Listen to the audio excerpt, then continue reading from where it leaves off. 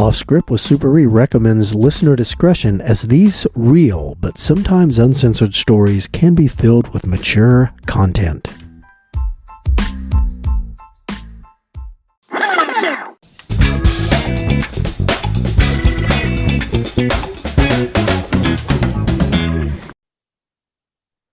You're listening to Off Script with Super E. This is your host, A-Train. And I'm here with the star of the show, Super E. What's up, A-Train? How you doing? I'm doing just fine. What's happening with you? Not much of anything. Just getting ready to do another episode. Okay. Well, I'm going to tell you, we got a request from one of our listeners. Wants to know about some interesting car chases that maybe you had in your career. You got anything? Oh, I've got several of them. Back in the day, car chases were a lot different than they are today. Right. Today, you got all these rules and regulations. Back then, if they just took off, you had to go after them and stop them because you had no idea why they were running. Exactly. So, a chase comes to mind when I was extremely brand new rookie, and on my own, and I was working the side of town called George Sector, and it was about 4 a.m, and I was driving down the road, and I saw a brand new Pontiac Trans Am that was red. Okay. Stopped in the middle of the street. He was facing northbound, and a piece of shit 72 green Chevy Impala was facing southbound. The Chevy Impala was belching out smoke, looked like it was ready to croak at any time. But I thought, man, that Trans Am looks like brand new. Yeah, that's a little suspicious. And it was just, we, even as a young rookie, you had them gut feelings. And my gut feeling was telling me one of those cars was stolen, and it wasn't the piece of shit Impala belching out exhaust smoke. So this was, and I thought, was this in like the 80s? This was about 1985, spring of 1985. Yeah, I think the Trans Ams were pretty popular back then. Yeah, they were very popular back then. So instead of wasting a bunch of time, because I was heading southbound and the Trans Am was facing northbound, I didn't want to get behind it and try to get the plate because, it'd make them suspicious. So all I decided to do was, when I was about 30 yards from him, I just flipped on the lights. Okay. And if nobody did anything, I was just going to turn left on the upcoming street and mind my own business. Okay. So I just flip on the redheads. And the piece of shit Impala just sat there smoking and stuff, didn't move. Pontiac Trans Am dropped it in gear, and he dropped the hammer, and he took off northbound and flew right past me, and then he turned right and was going eastbound. Okay. And I said, okay, it's on. So I immediately got in right behind him. And, back in the day, it was just like the Dukes of Hazzard. All of a sudden, I could hear banjo music, hillbilly car chase music. And everything turns into Hazzard County. Oh, yeah. When you're in a car chase, because I'm like, George A2 control, go ahead, George A2, in pursuit. 1985 Pontiac Trans Am, big dog, badass 350. And right then the dude heads down an alley. He turns right down an alley. He's doing about 100 miles an hour. Ooh. And he's blasting rocks, gravel, and smokes all in my face. I can't even see what's going on. Okay. I can barely see his taillights, and he's moving. Okay. And it's right as I'm trying to deal with that, control comes back again, Hazzard County. Control, George A2, go ahead, control. Confirmation, stolen 1985 Pontiac Trans Am, badass 350, fuel injected. And I said 10-4 control. And then as I'm trying to deal with that, all of a sudden I can see them taillights of that Pontiac Trans Am through the smoke. Okay. What happens? Lights just start floating up in the air like it's heading off into space like E.T. on his bicycle. And I'm like, I don't remember a hill there or there's no gigantic hill or anything, around here. Why is the car levitating? The taillight's levitating. As I was trying to figure that out, I had to reduce it down to about 40 miles an hour because of the smoke. And as I'm trying to wrap my brain about the taillights, I come out of the smoke and gravel, and less than 10 feet from me is a telephone pole was right in front of that alley exit. Okay. And I'm heading into it head on. I'm like, holy shit, I'm going to die. Mm-hmm. And I immediately cut the wheel to the right, and the driver's side of my 84 Impala just gets wiped out by that telephone pole. It just goes down the side of it. And then I blast right into the fence that was surrounding. It was the CYO field. CYO field was a giant football field. Right. And so I don't recall having my seatbelt on. So my head goes blasting into the windshield. Okay. And I have a cut go across my head, and I have a concussion. And how do you say it? I got myself out of the vehicle. I'm stumbling around. And then I could see out in the middle of the football field taillights. So I'm able to get through the fence, where my suspect in the red Trans Am blasted through the fence at 100 miles an hour. And I noticed there was a great big dirt mound. And what had happened was they were transforming this football field into a soccer field for the upcoming Pan Am Games that was going to be like in 1987. Okay. And they built unknowingly a giant Bo and Luke Duke exit ramp. Just made perfect for this transit. It was made perfect. This dude went flying through the air in this Pontiac into the, this was like in the back of where the end zone would be, where the hill was, where he went blasting through. Okay. He was like in the middle of the field. Whoa. And so through my concussive brain fog, I'm kind of determining what's going on. I think, okay, there's the car, and it's still running. The doors aren't open, so the suspect's still in there. Right. And I go staggering up there because I really can't run because I got a concussion. I'm just kind of like staggering like a drunk, but I'm not drunk. But that's the way it appears. Yes. And as closer I get to the car, the driver's side door opens up. The suspect falls out onto the ground. And I'm like, holy shit, there he is.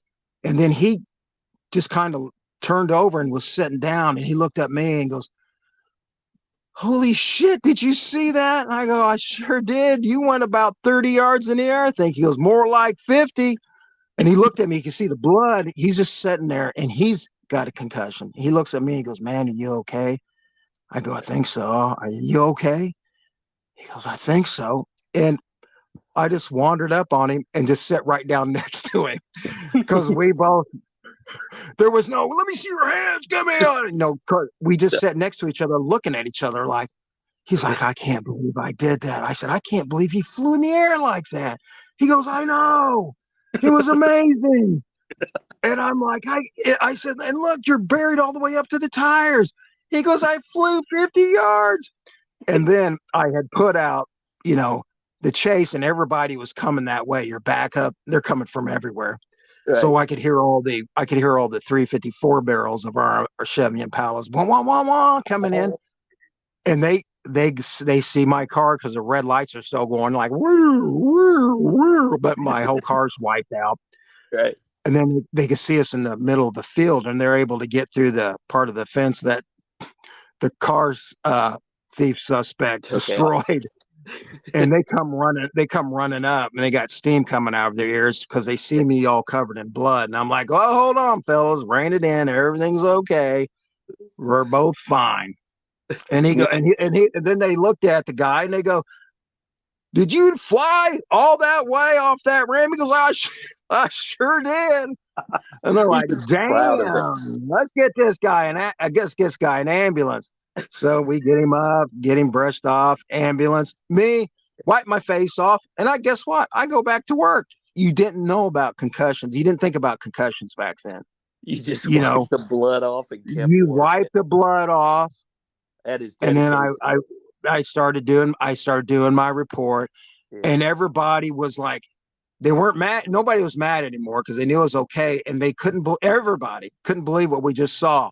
You know, we just saw Evil Knievel take a Trans Am 100 miles an hour and fly over the CYO field It was like and Snake River land in the Canyon. middle. Yeah. Yeah. Snake River Canyon. Yeah. That's exactly what it was. And I will just never forget them taillights levitating up in the air and me trying to figure out I was trying to discern how can that be flying through the air, and then I clear the smoke and debris, and I've got a telephone pole coming up 3D into my windshield real fast, and I had to avert that or possibly be killed. Did you think when those taillights were going up, I mean, what did you think? It was getting teleported up into a spaceship or something? What in the world did you think was happening? No, I wasn't thinking body probe. I was thinking that there was, is there a giant hill there that I have missed for the last 8 months of patrolling this area? I mean, what is going on? And then boom, you got to avoid a telephone pole with about less than 10, 20 feet. Well, and I'm glad you didn't hit it head on. That could have ended up a lot worse for you there, Super E. Yeah. And the worst part of it was, back then, if you had an accident, you had to go to a accident review board of your peers. Right. And I had 6 dudes sitting there looking at me, judging me on what I did. And they were all police officers, and they had all done it before too, car chases and stuff. And they're looking at me like, well, didn't you know that telephone pole was there? Well, no, not at the time, when I'm going like first 70 miles an hour, then 40 miles an hour, and then I'm covered in gravel, dirt, and smoke. Right. No, I didn't know that the telephone was come. Well, we think that you should have known that. So I think I got some sort of like points, or no, I don't think I got a day. No, I did get a day suspension. Yeah. And I was pretty pissed about it. Yeah. That is bullshit. Exactly. You're out there doing your job, man. I know, but it is what it is. It is so, what it is. And then another Bo and Luke incident I remember. Another one? There was another one. And this time, this was when I started working in Vice with Sergeant D and RJ. Right. We would put Sergeant D on the street. She'd pretend to be the prostitute. And she was on the main drag called the hot dog stand by the prostitute. Right. And she would attract a lot of attention. Sergeant D was pretty. Yes, very attractive. And yeah, cars would crash into each other trying to get to her. Right. So we put her out right at the corner of a street, Tacoma, that ran into the main drag, and there was a closed bank lot there. And she would stand there, and guys would pull into that bank lot, and me and RJ would be sitting north, like about 25 there, and they'd be so focused on her they wouldn't even pay attention to us, and they'd start talking to her in that parking lot as they sat in the car. Well, we're sitting there watching her, and I could hear this about a 76 Olds Cutlass come rumbling up, and you could tell that he had modified the engine, had the dual exhaust on it, and it was a real nice maroon color. I'd say, man, that's a good looking 76. I think 76 Oldsmobile Cutlass. He comes pulling into the parking lot, and then I could see the driver. He was a greasy-haired, long-haired, bearded guy. Looked like me, except my hair wasn't greasy. But you could just tell instantly he just didn't give a shit. Yeah. And he was a big dude. Okay. He was probably, this way he sat in a car, I could tell you it's between 6'4" and 6'6". So he pulls up, and he's talking to Sergeant D. And they were talking a little bit, and then she gave the signal, hey, I've got an arrest.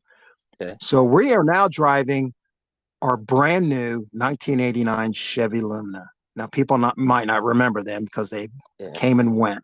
Yes. But we thought, man, this is a brand new car, it didn't smell like, feet and butt crack. And we're like, man, we had it for like 20 minutes. We drove it out, drove straight to where Sergeant D was going to stand. So we had it 20 minutes. So RJ was driving. He pulls into the parking lot and kind of didn't block the guy, but was parked facing southbound, about 10 feet behind the guy's Cutlass. And the guy was facing east and west. Okay. So we get out of the car, and RJ was real calm about it. We just walked up, and as we was walking up, Sergeant D was real concerned. She goes, "Be careful, guys.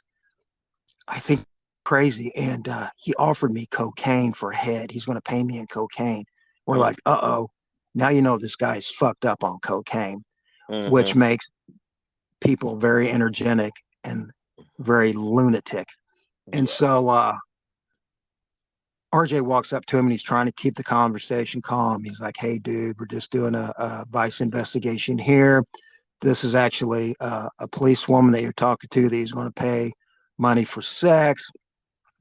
You can't do that. We need you to step out and turn off your car and step out." And RJ was trying to be real soothingly talking to him. The guy was looking at RJ with the "I don't give a fuck what you're saying" attitude, and was slowly rolling his power window up to where it's shut. And he was just looking right at RJ. And then he turned on that Cutlass, and when them dual exhaust, we knew we were in trouble. Drops it in reverse and starts to hit the gas. And RJ tried to rack out that driver's window and all his with his big mag light. You know, it's a big heavy flat. And that guy stomped on the accelerator in reverse and smacked our brand new aluminum. I'm like, "You son of a bitch!" It was like at the, it was like they smashed the shit out of it. And then he took off to go to the main drag to turn left because he was getting the hell out of there. And when I saw what he did to our car, I was so mad. I'm like, "You son of a bitch." And I ran after him. I don't know why. I had my handcuffs in my hand because I thought we was going to cuff him if it went normal. Okay. And I was so mad. I just threw the handcuffs at his car. And this is back, I was a young man, 28. I had a little strength in my shoulders, so I could zip some handcuffs. But they hit the ground right by his driver door. Those handcuffs, okay, hit his driver's door. Yeah. And it sounded like a gunshot. And then also he looked like shit. So he stomps the gas and just busts through the traffic. Okay. And he turned left, and he was going like 100 miles an hour. Okay. On a busy road at rush hour. Right. And so we get on the radio, and we sit there and go, "Hey, we're in pursuit. 1976 Olds Cutlass, red, going 100 miles an hour east on the hot dog stand, 40." And the uniform guys in that area, they were always Johnny on the spot, especially one guy named Jim. And when we said, "Hey, this guy's turning north and he's heading northbound," he got right in behind. We could see he got right in behind him after a couple of blocks. Now we're trying to keep up with this big 354 barrel that's been hopped up in our little 6-cylinder aluminum, where he's going wah wah wah. We're going and so we could still see him. But then Jim gets behind him in his police car, and he's right on him. And then we go about 20 blocks. I mean, they're going 100 miles an hour, 20 blocks, and they get to a point, railroad tracks. And like the previous story, like where they made the dirt mound that turned into a ramp. Yeah. This was the Bo and Luke Duke railroad crossing, where the road as a 18 feet up in the air. And it was the perfect launching point. If you're trying to escape Sheriff Roscoe P. Coltrane, this is where you would go. So we could see him going, and then he hit that railroad crossing there, and he went flying through the air just like the other one. And Jim was smart enough to slow down so he didn't take it and get airborne like this guy. And there was another policeman on the other side of that railroad crossing that was waiting because he was going to pick pursuit, and thought he was going to maybe do a little bit of a blockade there with his car. But he told me later, he goes, "I heard they were coming northbound right at the railroad crossing." And he said, I could hear that 4-barrel opening, wah, wah, wah, and then all of a sudden I heard whoosh.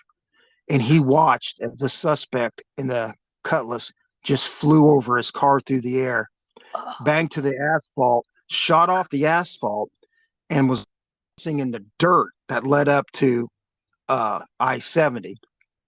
And then the car finally came to a rest after bouncing, and it was muddy and it was buried deep. And the suspect, he could barely get his car door open. He was buried so deep. And he was able to force that door open. He gets out and he starts running towards Interstate 70. Yeah. Well, this time Officer Jim is right on him in the car, and he chases after him in the car as the guy's on foot, but the guy's running fast, and he has to, to get up onto the highway, you've got to run up a giant hill. And and Jim takes him all the way up to the hill, and then Jim gets out of his car and chases the guy across 70 eastbound through traffic. And then they get over to I-70 westbound, and they start fighting. The suspect starts fighting Jim. Now, Jim's a big guy, too. He's 6'4", 6'5", and he's strong as an ox. So they start duking it out in the middle of the highway. Well, a semi's got to lock it up to avoid splatting both of them. Oh. So the semi's able to avoid him, and they highway in their fight, and they hit the guardrail, fall 8 to 10 feet to the ground, and land on the ground. And Jim is able to get the better of him, but he can't control him. So he gets up there. It takes all of us to get this guy controlled, because a guy this size, I don't care if you're Bruce Lee or Muhammad Ali, you're not going to get this one guy under control by yourself. So it took like about 7 or 8 of us.